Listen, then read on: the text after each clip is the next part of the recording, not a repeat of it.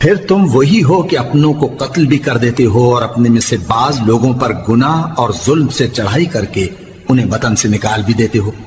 اور اگر وہ تمہارے پاس قید ہو کر آئیں تو بدلہ دے کر ان کو چھڑا بھی لیتے ہو، حالانکہ ان کا نکال دینا ہی تم پر حرام تھا۔ یہ کیا بات ہے کہ تم کتاب اللہ کے بعض احکام کو تو مانتے ہو اور بعض سے انکار کیے دیتے ہو؟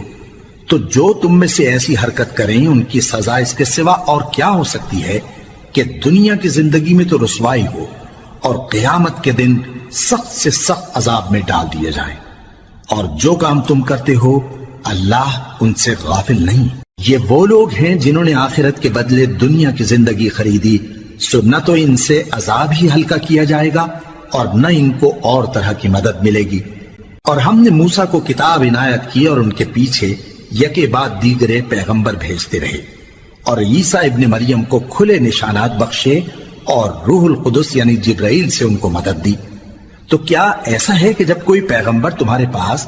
ایسی باتیں لے کر آئے جن کو تمہارا جی نہیں چاہتا تھا تو تم سرکش ہو جاتے رہے اور ایک گروہ انبیاء کو تو جھٹلاتے رہے اور ایک گروہ کو قتل کرتے رہے، اور کہتے ہیں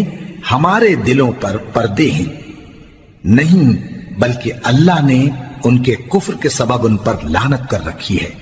بس یہ تھوڑے ہی پر ایمان لاتے ہیں۔ اور جب اللہ کے ہاں سے ان کے پاس کتاب آئی جو ان کی آسمانی کتاب کی بھی تصدیق کرتی ہے، اور وہ پہلے ہمیشہ کافروں پر فتح مانگا کرتے تھے، پھر جس چیز کو وہ خوب پہچانتے تھے جب ان کے پاس آ پہنچی تو اس سے منکر ہو گئے،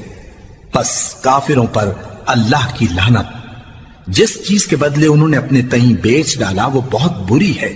یعنی اس جلن سے کہ اللہ اپنے بندوں میں سے جس پر چاہتا ہے اپنی مہربانی سے نازل فرماتا ہے۔